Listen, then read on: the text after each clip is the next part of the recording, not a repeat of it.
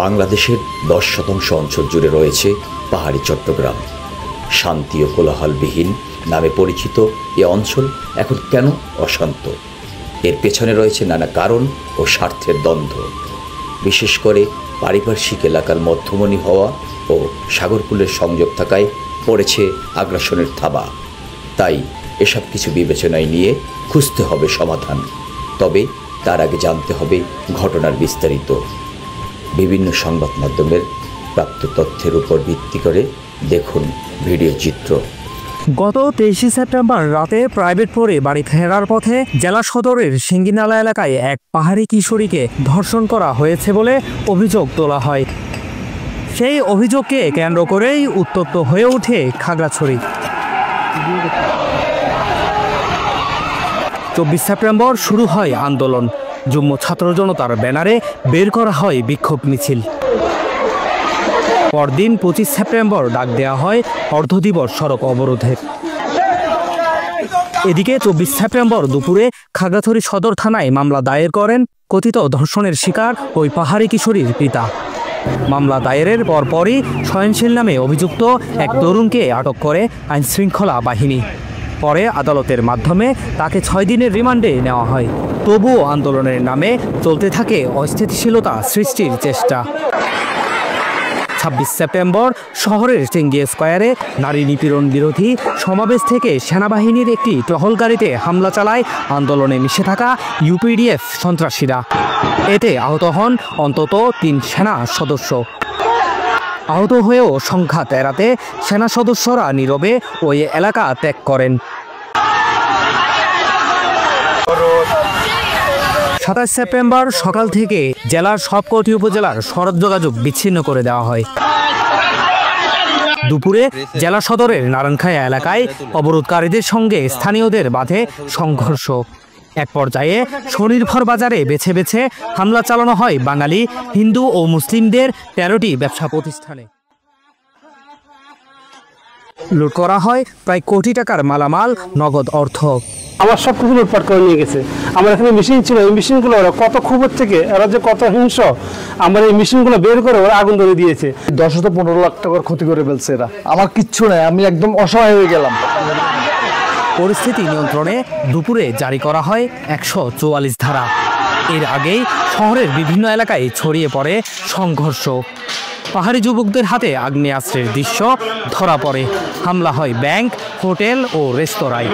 বিকেল পর্যন্ত দফায় দফায় সংঘর্ষ চলার পর সাউন্ড গ্রেনেড ও ফাঁকা গুলি ছুড়ে পরিস্থিতি নিয়ন্ত্রণে আনে আইনশৃঙ্খলা বাহিনী। রাতভর নিরাপত্তার চাদরে মুড়িয়ে ফেলা হয় পুরো খাগড়াছড়ি শহর। গেল 28 সেপ্টেম্বর রবিবার সকালে সহিংসতা ছড়িয়ে পড়ে গুইমারা উপজেলার রামসুবাজারে। কাল থেকেই জেলার বিভিন্ন স্থান থেকে জড়ো হতে থাকে ইউপিডিএফ সমর্থিত অবরোধকারীরা। বাজারে প্রবেশের চেষ্টা করলে স্থানীয়দের সঙ্গে শুরু হয় ধাওয়া পাল্টা ধাওয়া। এক পর্যায়ে পাশের একটি ভবনের ছাদ থেকে ছোড়া হয় প্রাণঘাতী গুলি। আগুন দেয়া হয় বাজারের আশপাশের বাড়িঘর ও ব্যবসা প্রতিষ্ঠানে। সহিংসতায় প্রাণ যায় 3 জনের, আহত হন 13 সেনা সদস্য সহ বহু মানুষ। এরই মধ্যে আলোচিত ধর্ষণ মামলার ফরেনসিক রিপোর্ট ফাঁস হয় 30 সেপ্টেম্বর। ফাঁস হওয়া ওই ফরেনসিক প্রতিবেদনে পাওয়া যায়নি ধর্ষণের কোনো আলামত। এদিকে যে সময় ধর্ষণের ঘটনাটি ঘটেছে বলে মামলায় অভিযোগ করা হয়েছিল, সে সময় অভিযুক্ত সয়নশীলকে দেখা গেছে খাগড়াছড়ি বাজারের একটি জুয়েলারি দোকানে। সিসিটিভি ফুটেজেই মিলেছে এর প্রমাণ। সেনাবাহিনী বলছে ঘটনার পেছনে ইউপিডিএফের সুপরিকল্পিত ষড়যন্ত্র রয়েছে। আর স্থানীয়রা বলছে ধর্ষণের নাটক সাজিয়ে পাহাড়ে অস্থিরতা ছড়ানোই ছিল উদ্দেশ্য। এ তো গেল গত মাসের ঘটনা, কিন্তু কি ঘটেছে পাহাড়ে গত 1 বছরে বা নিকট অতীতে? খাগড়াছড়ি, বান্দরবান, রাঙামাটি এই 3 জেলায় সক্রিয় পার্বত্য চট্টগ্রাম জনসংহতি সমিতি, ইউনাইটেড পিপলস ডেমোক্রেটিক ফ্রন্ট এবং কুকিচিন ন্যাশনাল ফ্রন্ট বা কেএনএফ। পাহাড়ের সন্ত্রাসীরা এখন স্বপ্ন দেখছে আমাদের 3 পার্বত্য জেলা নিয়ে স্বাধীন জম্মুল্যান্ড প্রতিষ্ঠার।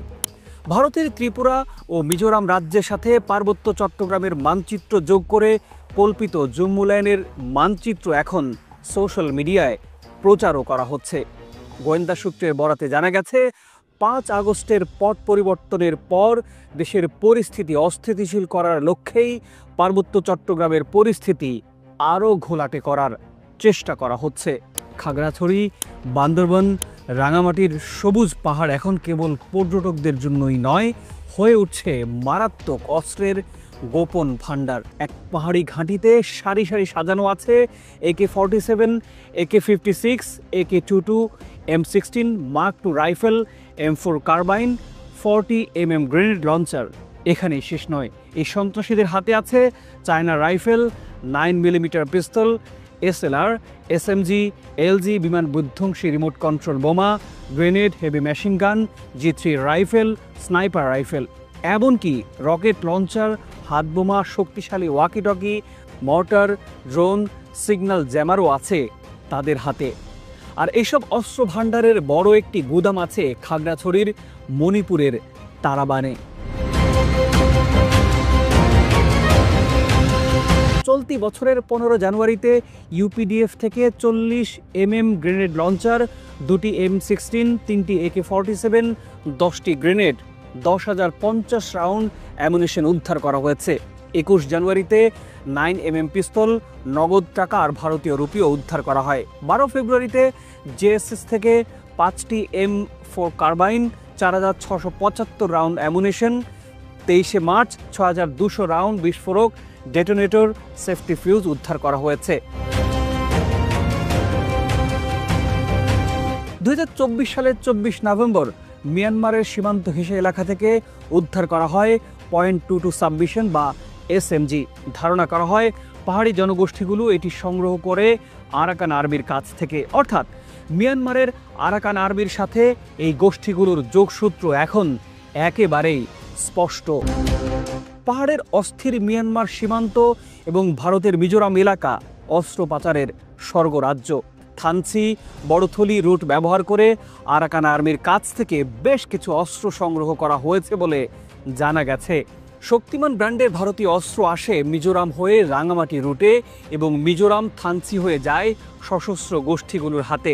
গোয়েন্দা সূত্র অনুযায়ী অস্ত্র চালানের প্রধান রুটগুলো হচ্ছে ভারতের মিজোরাম হয়ে বিলাইছড়ি, বড়থলি এবং পরবর্তীতে অস্ত্রগুলো যায় সশস্ত্র গোষ্ঠীর হাতে।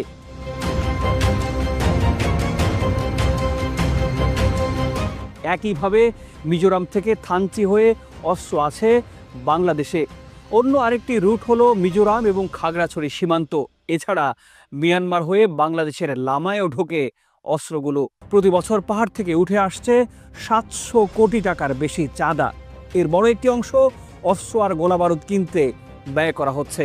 চলমান যৌথ অভিযানে কয়েকদিনে উদ্ধার করা হয়েছে 41টি অস্ত্র। এই প্রেক্ষাপটে আন্তঃবাহিনী জনসংযোগ অধিদপ্তর ISPR জানিয়েছে পার্বত্য অঞ্চলের প্রতিটি জনগোষ্ঠীর নিরাপত্তা নিশ্চিতে ও দেশের সার্বভৌমত্ব রক্ষায় সেনাবাহিনী সব ধরনের পদক্ষেপ নিতে প্রতিশ্রুতিবদ্ধ। সেনাবাহিনী বলছে পাহাড়ে শান্তি ও স্থিতিশীলতা ফিরিয়ে আনার ক্ষেত্রে কোনো আপোষ করা হবে না। তাই রাষ্ট্রবিরোধী ষড়যন্ত্র ও সহিংসতা তৎপরতা দমনে কঠোর পদক্ষেপ নেওয়ার পাশাপাশি উন্নয়ন কার্যক্রম অব্যাহত রাখার উপরও জোর দেওয়া হচ্ছে। এ প্রসঙ্গে কি বলছেন আমাদের পাহাড়ে কাজ করা ও পাহাড়ের অধিবাসী বীর সেনানীগণ? সেনাবাহিনী কিন্তু প্রথম যখনই ধর্ষণের যে অভিযোগটা ওঠে, ধর্ষককে গ্রেফতারের সবার আগে কিন্তু বাংলাদেশ সেনাবাহিনী গ্রেফতার করে পুলিশের সোপর্দ করে এবং এখানেও কথিত ধর্ষককে আমরা গ্রেফতার এটা আইনের আওতায় আনা হবে। তো এই পুরো আইনি প্রক্রিয়া ফলো না করে ওরা সরাসরি চলে যাচ্ছে বিভিন্ন প্রকার প্রতিবাদ মিছিল সমাবেশ, যেটা পুরো খাগড়াছড়িকে তারা অচল করে দেওয়ার চেষ্টা করে এবং সেটা সাম্প্রদায়িক দিকে নিয়ে চলে যাচ্ছে। ইউপিডিএফ এবং এই অঙ্গ সংগঠন তারা খাগড়াছড়িতে পরবর্তী 28 তারিখে সফল হতে না পেরে তারা চলে গেল গুইমারাতে এবং সেখানে গিয়ে একইভাবে এই পরিস্থিতির উদ্ভব করলো এবং সেখানে অলরেডি ওই দিনই দেখা গেল যে 3 জন মারা গেল এবং আরো অনেক আহত হলো। খাগড়াছড়িতেও কিন্তু একটা অপচেষ্টা চালানো হয়েছে ইউপিডিএফ এবং তার অঙ্গ সংগঠনগুলোকে দিয়ে। যুগ্ম ছাত্র জনতা মঞ্চ বা এই একটা ব্যানারে তারা চেষ্টা করেছে এবং খাগড়াছড়িতে তারা এই যে অপচেষ্টাটা করেছিল, তারা একটা সাম্প্রদায়িক দাঙ্গা সৃষ্টি করারও চেষ্টা করেছিল, কিন্তু ঠিক সেখানে তারা এটা করতে সফল হয়নি। এটা আমাদের সেনাবাহিনী সহ সকল যে নিরাপত্তা বাহিনী যারা আছে তারা কঠোরভাবে, কঠোর হস্তে বা তাদের কার্যক্রমের মাধ্যমে এটাকে দমন করতে পেরেছে। পাহাড়ের জনগণ শান্তি চায়, পাহাড়ের জনগণ বিশৃঙ্খলা চায় না, পাহাড়ের জনগণ স্বাধীন জুম্মল্যান্ড চায় না। এগুলি বানানো হয়েছে সেই সমস্ত স্বার্থন্বেষী মহলের দ্বারা। অতি সাম্প্রতিককালে রর অত্যন্ত সৈন্য দৃষ্টি কিভাবে এই যে নতুন যে সরকার গঠিত হয়েছে তাকে কি করে অস্থিতিশীল করা যায়। এবং খুনি হাসিনা উনি ভারতে বসে আছেন, উনি বক্তব্য দিয়েছেন আমি যে কোনো সময় ভিতরে আসতে পারি।